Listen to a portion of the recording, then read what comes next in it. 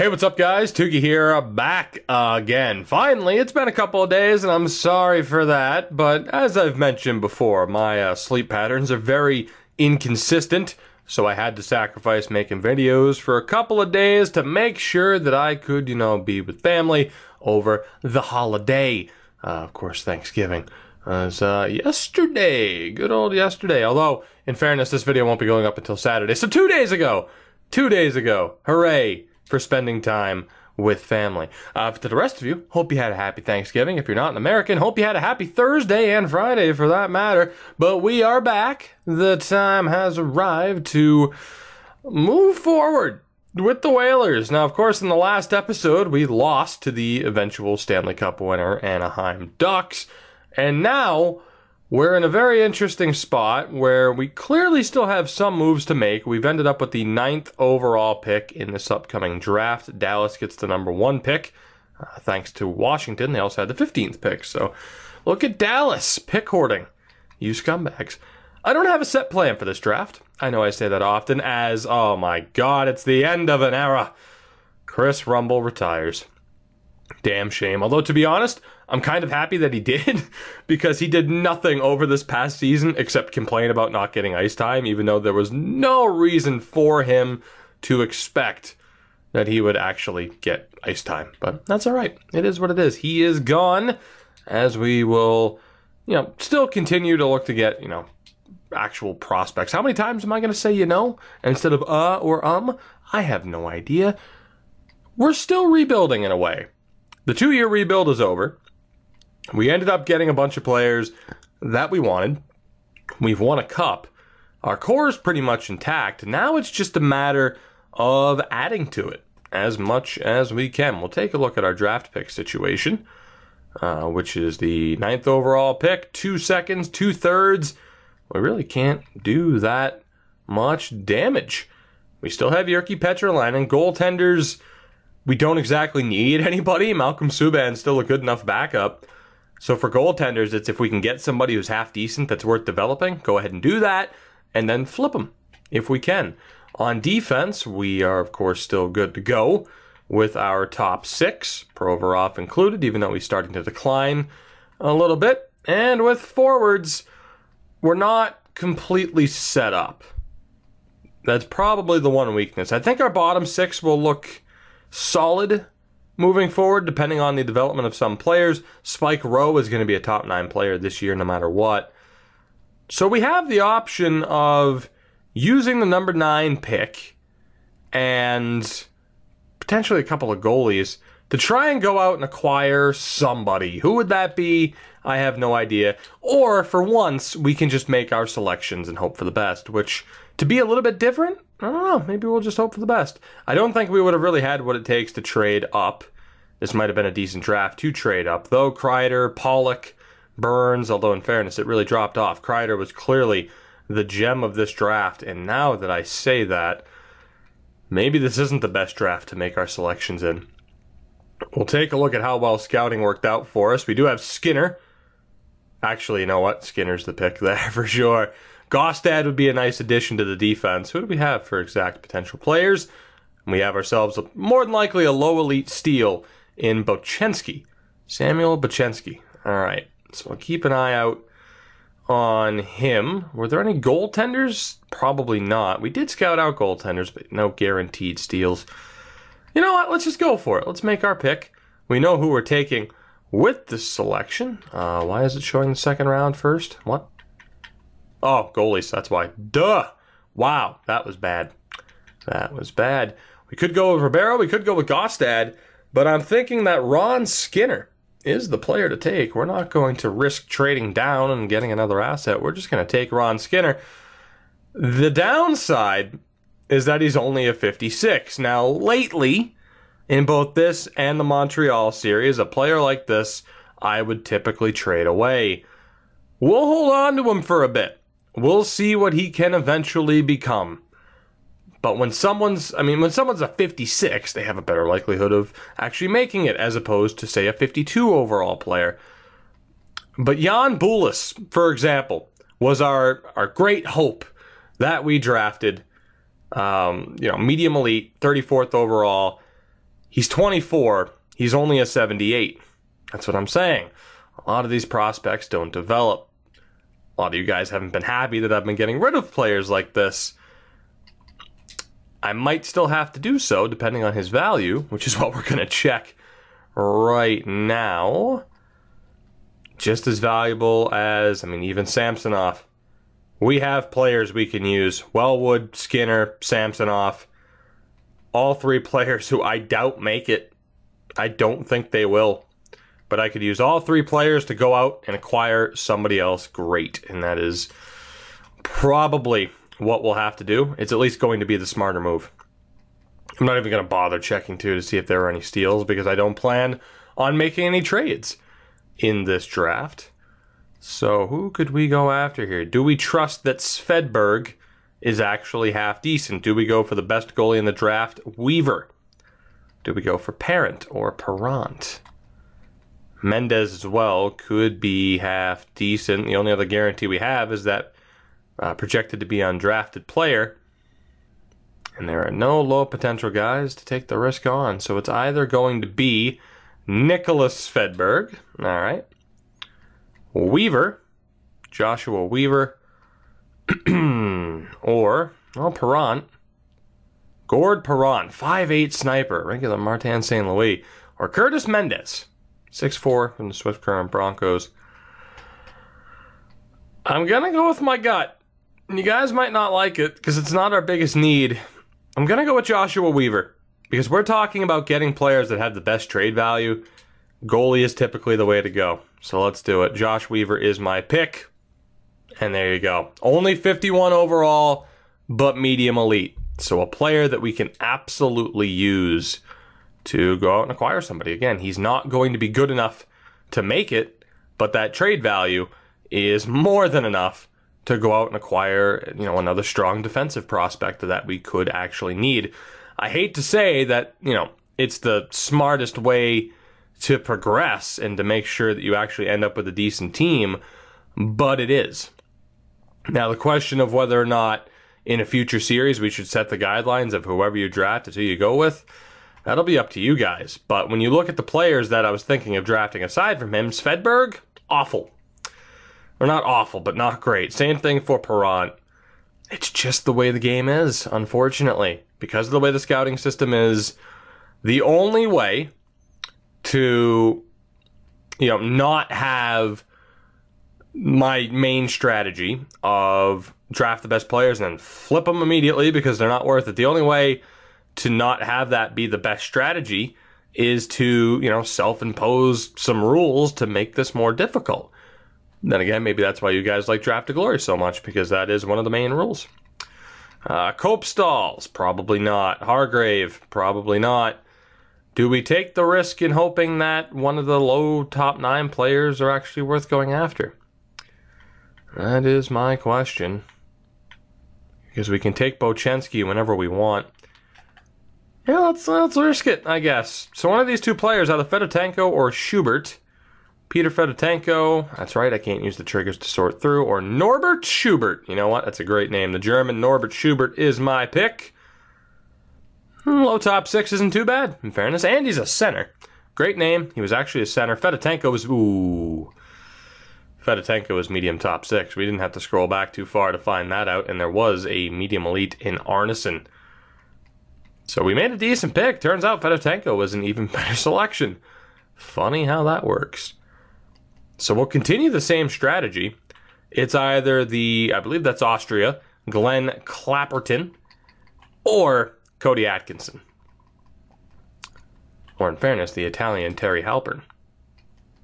I'm going to go with the defenseman, Cody Atkinson, 18-year-old American, the offensive defenseman. His low top 4.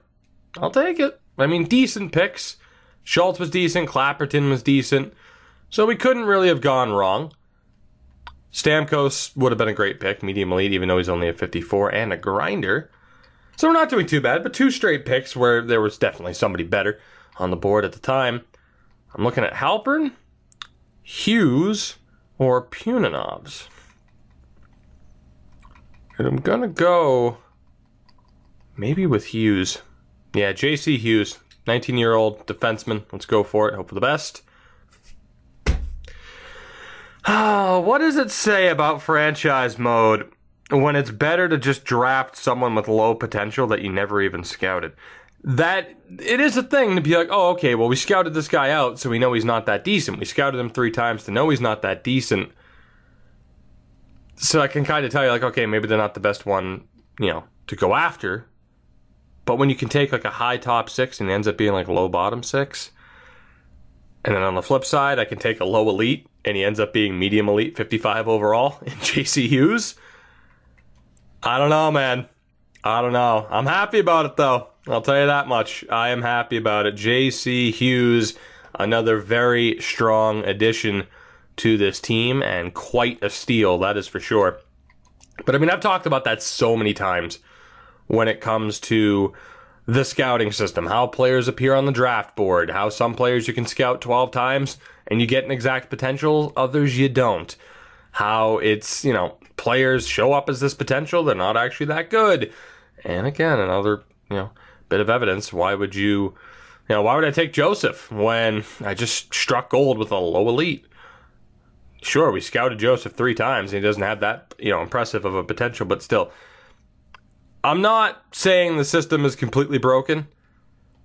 It could be better, though. I think we're all in agreement there.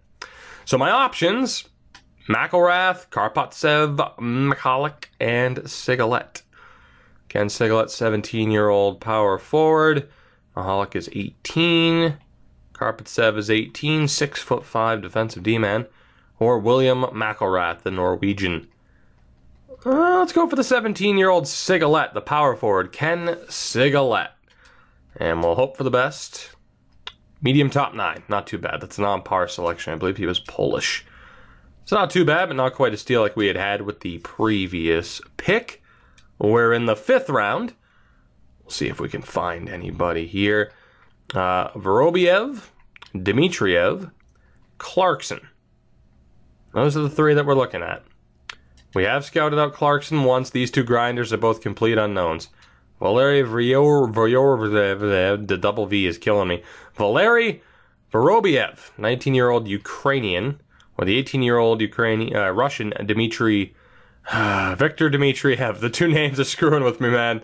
Let's go with the Russian. Why not? We don't know a damn thing about him. Medium top 6 grinder. This has been a great draft for us. That's the only way to put it. I don't know what to say. This has been a pretty solid draft for us. Which is shocking. Because I've gone through this with absolutely no hope or expectation. Do we have another pick after this? Do we have our 7th round selection? Or is this our last pick? I think there's a way to... Okay, so we do have... there's actually no way from right here to see how many picks you have left. That's a bit unfortunate. We'll just hope that magically our steal there isn't off the board. I could just take him now to make sure. Otherwise, we're taking either McNaughton, Furland, and that's pretty much it. Maybe Shelley? Marvin Shelley, 18-year-old Swiss. Would it be a Swissman? Leonard DeLuca. All right, so we do have some of those low top 9 players. I'm not going to take the risk. We're going to go for Bochenski, Samuel Bochenski, 19-year-old Canadian. He is the pick, low elite, I'm sure. Low elite, 54 overall, but not too bad for someone who is projected to be undrafted. We have 1 selection left. No, wait, it's the 6th round. Okay. All right, so Furland, Shelley. Could take the risk with Foucault. I mean, we have scouted him 6 times. You'd like to think somebody that you've scouted out 6 times that he is at least medium top 6. I'm sure he's low 9, but you know what? Here, just to prove a point, we've scouted him out 6 times. You'd like to think he's actually going to be good. He's low 9. That's what I'm talking about. That makes no sense. Flat out. Unless you want to say like, oh, well, your scout can be wrong. What's their grade for that, region or whatever? But isn't it kind of stupid that I'm not allowed to, upgrade that scout in any way? We've been through this a million times. You guys get it. At this point, I'm not going to sit here and keep explaining why I do what I do. with these drafts and the strategy that I choose to take. I will go with Brule, I guess, and we'll hope that he's a bit of a steal. He is not, medium 7. So the last 2 picks were pretty rough, but for the most part, that was a very solid draft for the Whalers. Maybe not in terms of, future NHL players, but in terms of picking up players that actually have some value. We did really well. Now it's just a matter of finding, a spot for those players, either finding a spot for them or trading them. I'll hold off on doing anything. I won't do anything in this episode. I do want to hear from you guys. What do you think? Should I just trade them? Basically, should I do what we all know I should do and trade them to get guaranteed prospects? Or should we hold on to them, have them not develop, and then regret not trading them? Should we do the right thing or the stupid thing? That's the question. I want to know your opinion at the very least. As we hit the re-sign phase, yeah, we can afford to have 6 goalies, I guess. So we'll look to re-sign Jones, Kuhlman, and Worrell, and guarantee somebody gets traded. On defense, Tuzolino needs a new deal. We only have $33 million in cap space, so let's be smart about this. We're going to let go of Adam Larson for now. Casey Ribeiro, we're going to bring back. Actually, here, let me bring up the calculator app on my PC. I keep my phone on the other side of the room, as I've mentioned. Otherwise, I would totally use that. We'll see if the 85% trick will work. Ribeiro is interested in a contract extension as well, so 155 for him. We're of course going to bring back Phil Crosby. He's basically this series Chris Rumble. Like, I don't know, he's become a bit of a mascot for this team in a way, and for this series. Don't know if he's future Hall of Famer, caliber, but still a fan favorite. Daniel Sprong needs a deal. Taylor Radish. We'll look to re-sign McGillis first. Pretty much look to re-sign anybody on a minor deal to start off. Tikhonov's not going to want a minor deal, though, I just noticed. And at center, Oberg, Watson, Sereda. Sereda's probably going to want a big deal, too. Yep, he is. Not a big deal, but at least a one-way deal. So we have to focus on UFAs. That is the main focus here. So, thankfully, most of our big... Wow, Daniel Sprong wants to get paid. Most of our big-name contract guys are currently RFAs, so we don't really have to worry about re-signing them, but there is a chance that we could lose them, which would be unfortunate. So Daniel Sprong, just a shade under 5.8 over the next 6 years. That is crazy. He has proven himself to be a very solid second liner for us. Dirksen as well wants a massive contract. In talking about trading away a lot of the players we just drafted, we might have to, because we're going to lose some players as RFAs. And we're going to have to use those players combined with the compensation that we get to get this team back into good shape. Because we are guaranteed at this point to lose some players. I can't imagine that we won't.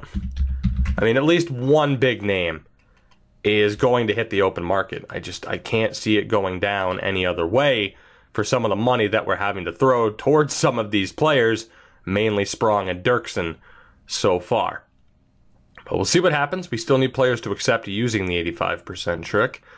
So we'll see. Ribeiro rejected. Watson, McGillis, Worrell, Jones, Banting, Radish rejected. Sprong rejected. All right. So some of those bigger contract offers that we just sent out were rejected anyway. That doesn't help. That's for sure. We still got $32 million in cap space, though, so we are going to have to negotiate UFAs, and that has changed. Actually, I don't even know if these guys were set to... Man, this is bad. Oh, boy. So do we lose them for free, or do we overpay them just to try and trade them? You know, that's our dilemma right now. Taylor Rad... I might just let these guys go. Not that I want to let go of Dirksen, but We're talking about $12 million between Sprong and Dirksen. I don't think that's worth it. Dirksen has a career high of 45 points. You are not worth $6 million a season. And the fact that I'd have to sign him at that deal, that's going to reduce his value even more and only get me back a second-round pick if I'm lucky. Warren Dirksen's gone, guys. I'm sorry. He's not worth it. Daniel Sprong is worth it in a way. But then again, he's not. 54, 45, and 59. I'm going to let go of Daniel Sprong, too. End of an era. We won a cup with those two guys. But they're not worth it. And Taylor Radish as well. Good for 20 points. Good for 20 points, but I feel like we could find somebody else who's just as good defensively. I feel like we could find someone who's a bit more well-rounded than he is that could do a bit better, not finish as a minus player, and perhaps hit 30 points. I'm going to let go of all three of them. They declined those initial offers. They're just not worth it at that price point. So I said that we were probably going to face changes here. It's not exactly, though, the changes that I expected to have to make. So let's see here. $32 million to spend among these players. That should be manageable. We will try to send Tuzolino an offer after using the 85% trick. That'll knock it down to $595 for him. That's a really good deal, especially too. He's only 21 still.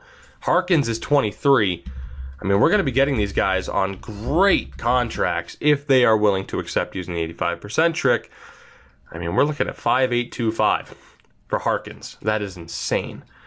Casey Ribeiro did reject the 85% trick, but I'm willing to try it again. Just offer him even 1.7 just to save a little bit of money.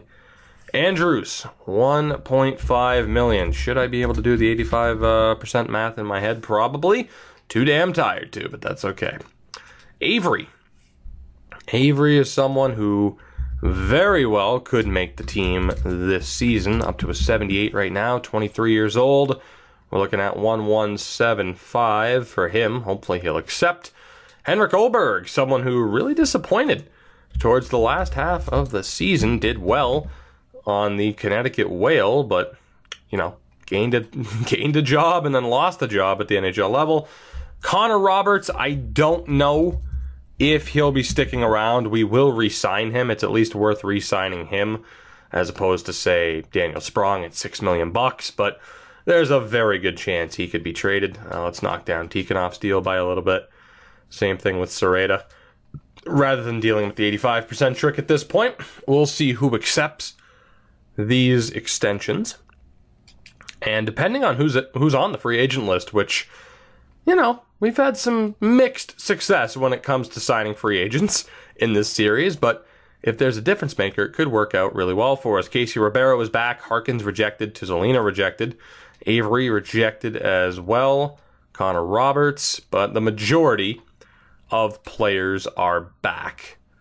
The unfortunate thing is, though, Tuzolino and Harkins both rejected, which could cause issues now if they want to hit the open market. No, they're still willing to negotiate, so that's good. So we only have these 4 players left to sign. That's it. So Connor Roberts, I'm going to knock that down to 1.6. Avery, I'll knock it down to 1.3 even, just to save a little bit. Harkins, how about, oh God, you know what? No, we still got to try to get that as low as possible. So 5.8 was the previous. Will he accept 6x4? That would be a very generous offer. And then Tuzolino, can we get that down to, say, 6.1? Over 3 years, that would also be an incredible offer for us. You know, just an incredible price for us when he's a top 2 defenseman and he's only 21 years old. Our Mike Commodore with his ridiculous haircut. So let's see. Harkins rejected. Tuzolino rejected. The other 2 are back, though. Okay, I can't afford to mess around. We have to sign them both. So maybe 6.5 for both will get the job done. That is the hope. I'm not sure if I'm going through the entire offseason in this video. We'll see. I think I might at least get us past the free agency period. We'll figure it out. This could be a bit of a marathon to make up for the lack of uploads. We'll see. At this point, you'll already know, because you'll know how long this video is. But I still have a Montreal episode to record and maybe some other stuff. There we go. Both are back. Okay, so we were able to save some money, but not a ton. So that's good. And we are good to go. I'm not going to clear out the trade block right now. I might live to regret that if we keep getting spammed with offers. We'll see. Free agent list. Matthew Barzal, Zach Werenski.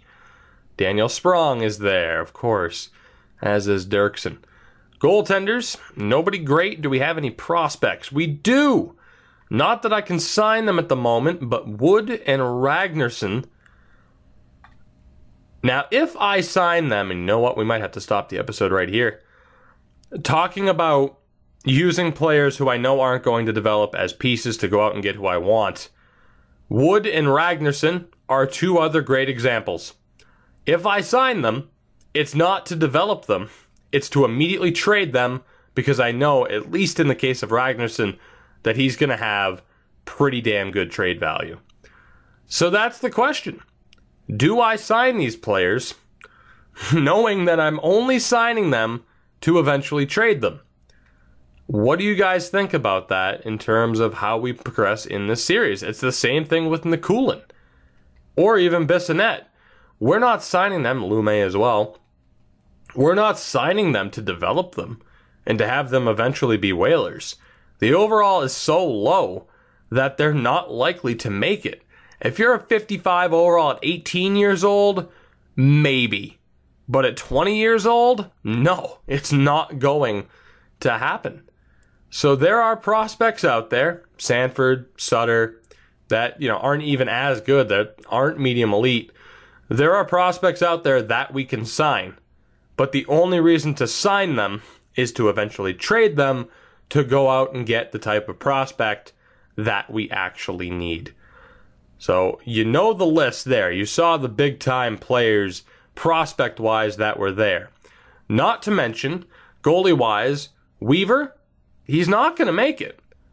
He's not. Just flat out, he will not make it to the NHL level, but he is a great player to trade. Same thing with Wakabayashi, Worrell, Kuhlman. These guys are at least worth developing in a way at this point in time, or at least, having them there as good AHL level goalies. Although, in fairness, we don't exactly need any of them to be Malcolm Subban's replacement. He's 31. He's still been killing it. So, we're good when it comes to goalies. We don't need a prospect goalie. We have Petrolainen. On defense, our top four is still locked in, unless we decided that we wanted to get rid of Provorov, in which case we could use that goalie that we just drafted to go out and get somebody better than Provorov at this point. That is definitely a possibility, and as it is, we are going to need another third pairing defenseman, although maybe Tony Viggetti, actually, yeah, Tony Viggetti is that at this point. So we could give him a chance with Casey Ribeiro, because we don't want to tie up too much money in our third pairing. And as far as forwards go, I mean, we need to make changes. Forward-wise, we're in a bit of trouble right now. Lydecker, McKinnon, Quick, although Quick is a first-line guy. We could technically play him on the first line and just move McKinnon over to the right wing. Aside from that, Nolan Patrick, who's not happy here. I think it's going to be a similar situation to what we had with Alex Galchenyuk in the Montreal series. Nolan Patrick's our captain, but I think he has to go. Unlike with the Capitals series, he just hasn't developed into a monster. He had that 75-point season in his sophomore year, I believe it was. Aside from that, it hasn't been great. So we're looking at completely rebuilding our second line, where we could just put Spike Rowe there now. It would be a little bit early. But bottom six, it'll be interesting to see how that all pans out, because we have so many players that are available to be put there. But when it comes to rebuilding the top six, we can use Samsonov. We can use Skinner to do just that, not to mention the players that we could potentially go out and sign right now. So I want to hear from you guys. I know what I could do right now to put this team right back into cup contention next season. And there's no doubt I could do it. All that we'd really have to have work out for us is the majority of those free agents signing with us, because as it is, we still have pieces that we could use right now to get deals done. Like I mentioned, Hughes, Wellwood, Skinner, Samsonov, all trade bait because they're not going to make it. Skinner is the one I'd have the most confidence in making it, but even then, I don't know if he would. If you guys want, you could say, like, oh, okay, sure, do what you have to do, but keep Skinner. I could still do what I need to do to rebuild that second line without trading Skinner. I could use Hughes, Wellwood, Samsonov, along with trading Provorov and Patrick, and I could get our team right to where we need to be. You guys just need to decide, or I want to hear from you. What do you think is the best way to approach this to still have this series be interesting? To you, at least. I want to hear from the individuals. I can take a look at, like the overall kind of feedback to it and approach from there, but I want to hear your reasoning. If you just want to see me continue to build the best team possible and compete, let me know why. Why is that the more interesting way to go? Or if you don't want me to go that way and you want me to see if these players develop, let me know why, especially too when there's that evidence of it being so unlikely to happen. Knowing that if we bank our future on players like these four and they don't develop, that we're going to be in a lot of trouble. And we're not going to be as successful of a team. And we're going to have to offer players like Leidecker a ton more money just to keep them. And that's going to cause a lot of issues. So we have certain ways to go. But I figured now is a good time to stop. Next episode, we'll finish up the off season. Depending on how you guys feel about moving forward, there could be a ton of crazy trades as, again, we have to rebuild that second line. This season, we'll probably check to see if Phil Quick is good enough to run as a top-line guy alongside Leidecker and McKinnon. And like I mentioned, too, there's going to be a dogfight for those bottom 6 spots. We pretty much have that locked up. It's just rebuild the second line and more than likely look to move out Provorov and bring in a younger replacement. So, guys, I hope you did enjoy this episode. I am very much looking forward to your feedback and how we should progress and just what you thought of the episode. In general, I've really underplayed it. That was a tremendous draft for us and has put us into a very, very good position here to do a lot of damage. A lot of damage moving forward. So again, I'm sorry for the wait. Hope the episode was worth the wait. Regular uploads for this and the Montreal series are back, so I hope you're looking forward to that. If you enjoy the video, support it, like, subscribe, all that happy garbage. Links are in the description to my Twitter and Twitch. Follow me on there if you have not already. And I will see you guys in the next one. Goodbye.